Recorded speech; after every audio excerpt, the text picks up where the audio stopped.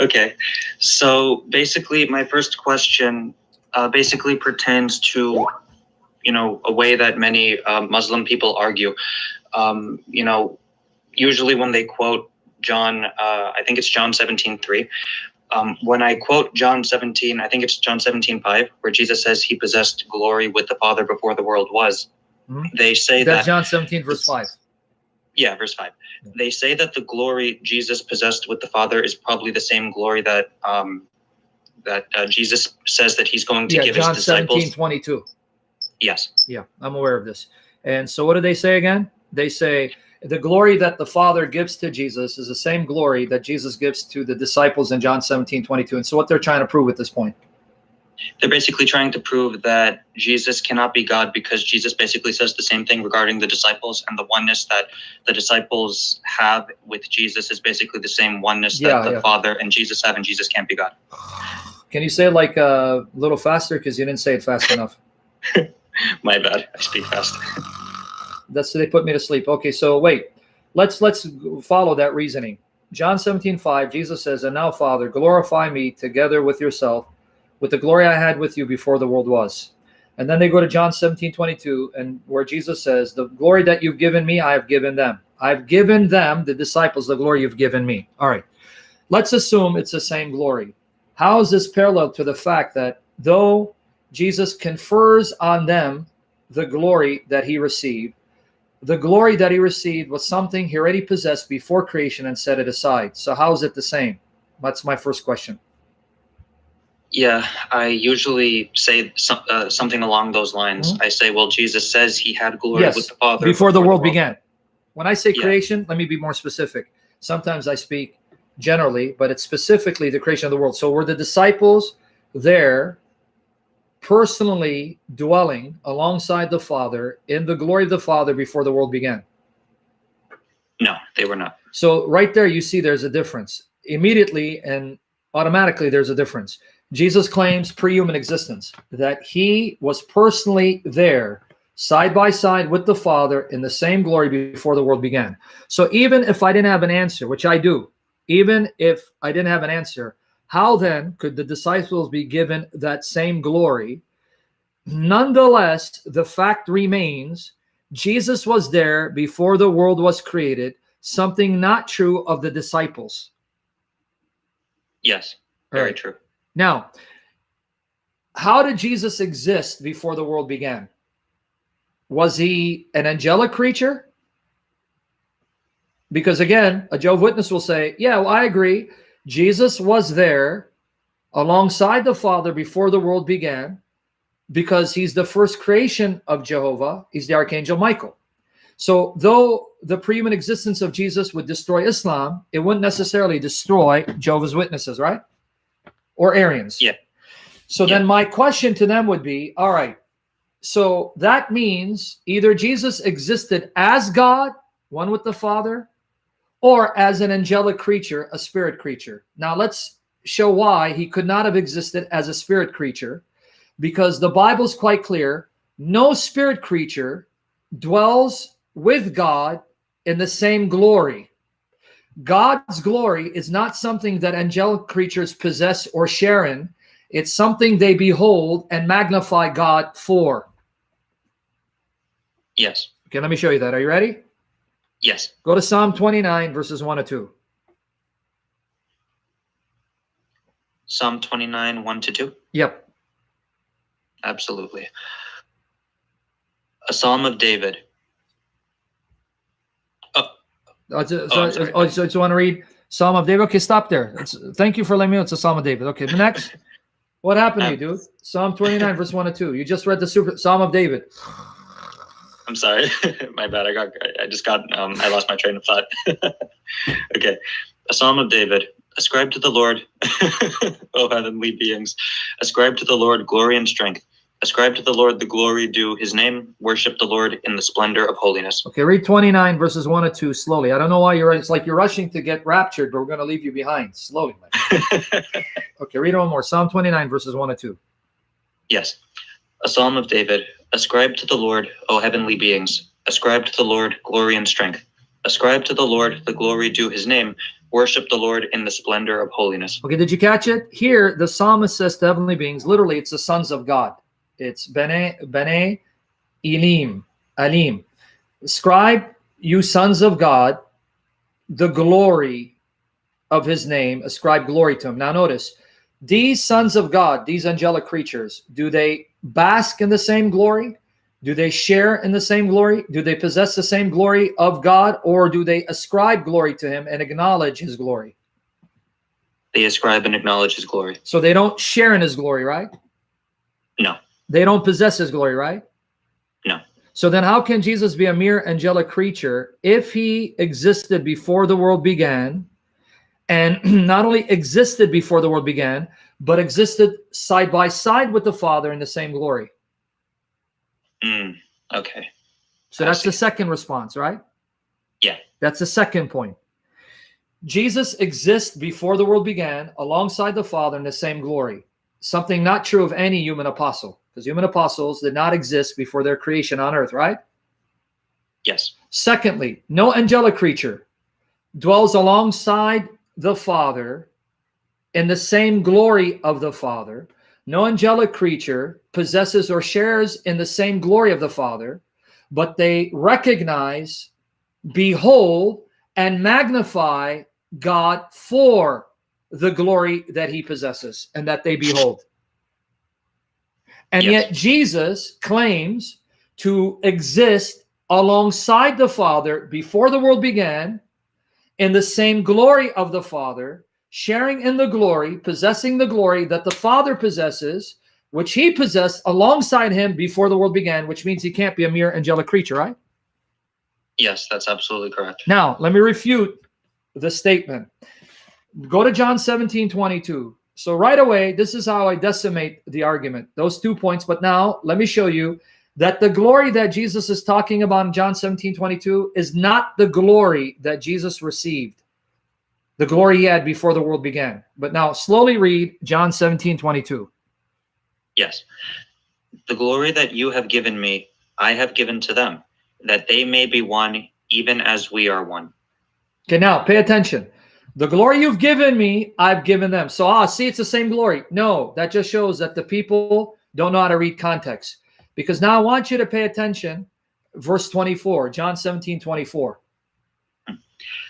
Father, I desire that they also, whom you have given me, may be with me where I am, to see my glory that you have given me, because you loved me before the foundation of the world. So pay attention to 24. Father, those you've given me, I want them to be with me where I am, so they can see the glory that you gave me, because you loved me before the world was. So that glory is the same glory in verse 5. How do I know? Because notice it's similar. You loved me before the world was. You go back to verse 5, and now, Father, glorify me together with yourself with the glory I had with you before the world began. So you see verse 5 and 24 are connected? Yes. So you see that the glory of verse 24 must be the same glory of verse 5, right? Right? Don't just assume it. I want to make sure you're getting it. Yes, I understand what you're saying. It's in a different context. Yeah. So how do I know that the glory of verse 24, John 17:24, is the same glory of verse 5, John 17:5? What was the connection? Because Jesus says that the Father has loved him before the foundation of the world, which, I'm sorry, I'm just nervous. Don't be nervous. I know I'm good looking, better looking than you, but don't be nervous. So how do I know in John 17:24, the glory that he has is the same glory that he mentioned in John 17:5? Come on, you got to make this connection, because if you don't make the connection, you're not going to be able to refute the objection. Yeah. Could you repeat it one more time, Brother Sam? Okay. How do I know the glory of John 17:24 is the same glory that he mentions in John 17:5?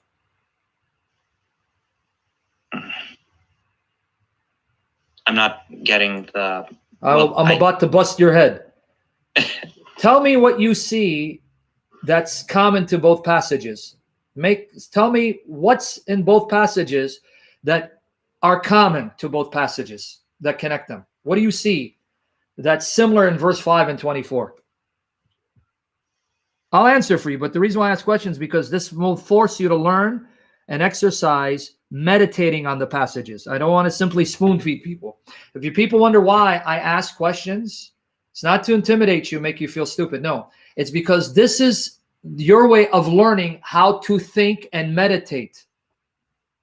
So what's the connection? What connects verse 5 and 24? Tony Light got it. Read it and see. It's right there. Don't make it more complicated. It's in front of you. I know it's in front of me, but I can't exactly see it at the I moment. will lay hands on you. Ahmed got it. Ahmed Ghani. You don't see that both verses talk about before the world? Okay. Ding, ding, ding, ding, ding, ding, ding, ding, ding.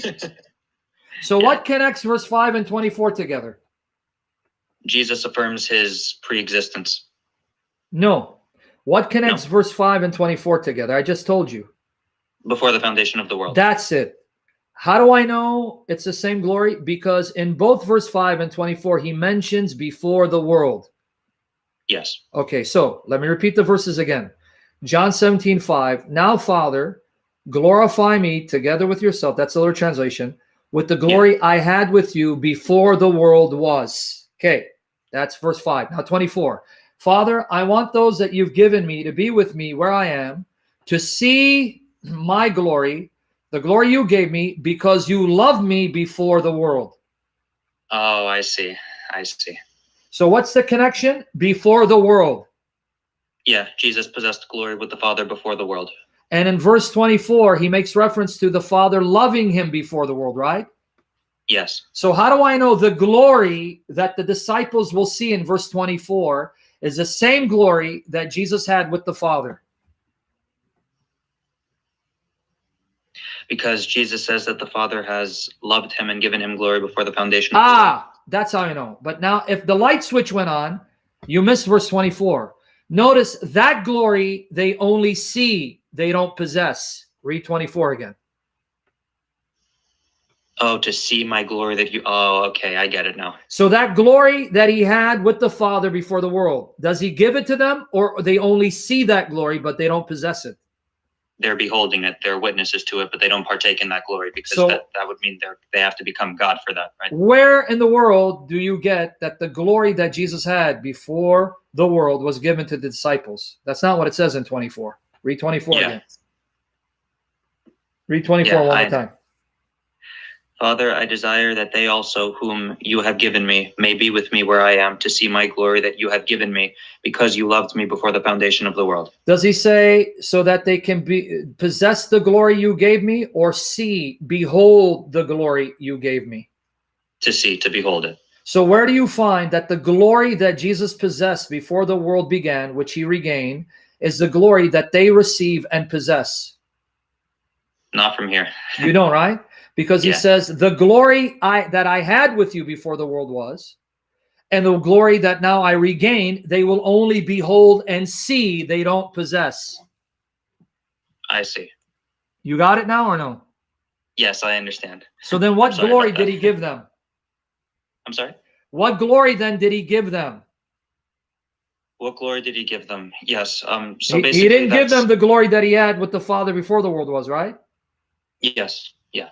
Okay, so then whatever glory he gave them, it's not the glory that he had with the Father before the world was, right?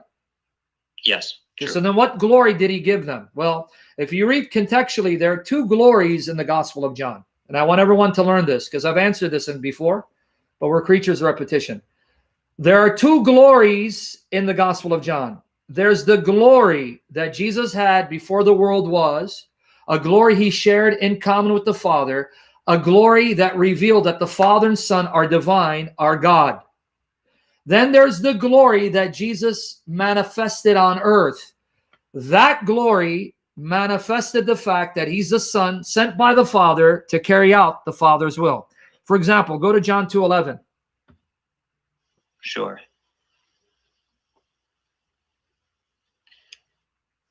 This, the first of his signs, Jesus did at Cana in Galilee, and manifested his glory, and his disciples believed in him. So Jesus turned water into wine, and then John says this was the first of the signs that manifested his glory. Yes. So what kind of glory did he reveal on earth? The miracles, those physical miracles that people saw, by seeing them, that provided confirmation he was sent by God as God's son, authorized by God to speak on his behalf, right? The glory of ministry, right? Yes. Okay, now go to John 11. John 11, verses 1 to 4. Sure.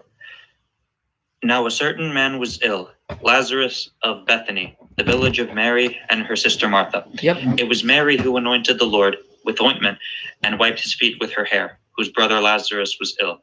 So the sister sent to him, saying, Lord, he whom you love is ill.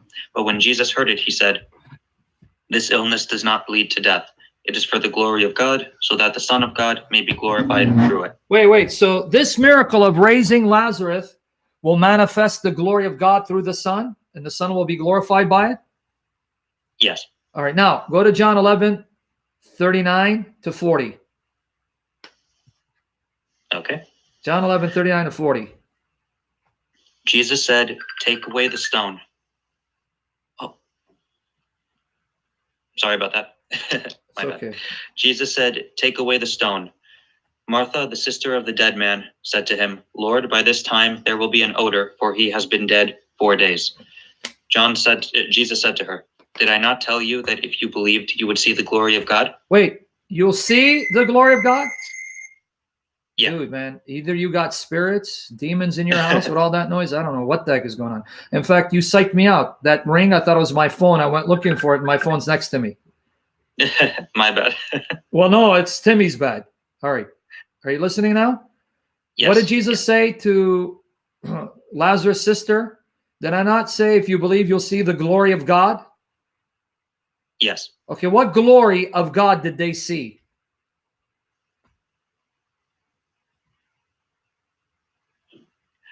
In the context, what glory? That of Jesus' identity as God? No. What glory did he show them? Friend, context, Alexander. You're going to make me retire from ministry. Context. What is he going to do? He's going to raise Lazarus up from the So dead. what's the glory? His miraculous power. Ah, the glory of ministry. That in Yes. Jesus's miraculous ministry, the miracles he performs will magnify God, glorify God, and tell us something about God, right?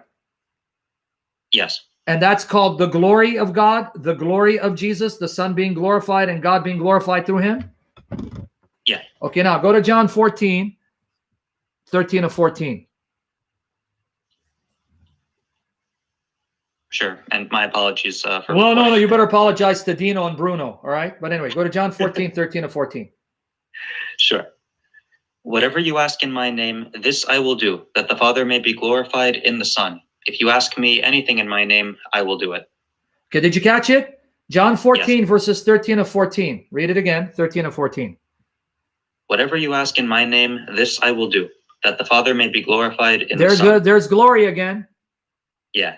And that's connected with the apostles doing the works of Jesus on earth, right? Yes. So he says, when you ask me, I will do the works through you, because when you do those works, the Father will be glorified in me and I in the Father, because those works that you do on my behalf will bear witness to the people that I am the Son of God and one with him. Yes. So you understand there are two glories in the Gospel of John.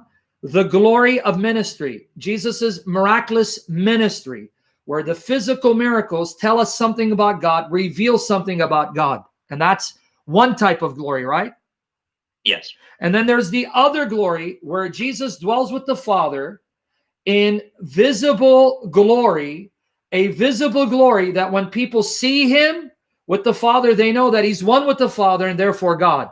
That glory is not given to the disciples. So what glory does he give them? The glory of miraculous ministry. You're going to do the miraculous ministry that I've been doing, and that will be the glory I'm giving you. The glory of going out in the power of the Spirit, doing miracles to bring glory to me and the Father. That's the glory I gave them. I see. Right? Would that tie in with John 20:23? Yes. He breathed Yes. Spirit on them? Yes. Awesome. But now let me go back and prove that's the glory he's talking about. Go to John 17, read 18 to 22. Sure. Pay attention, 18. John 17, 18 to 22. As you sent me into the world, so I have sent them into the world. So you get it now? Yes, yes. You sent me into the world. I'm sending them in the world.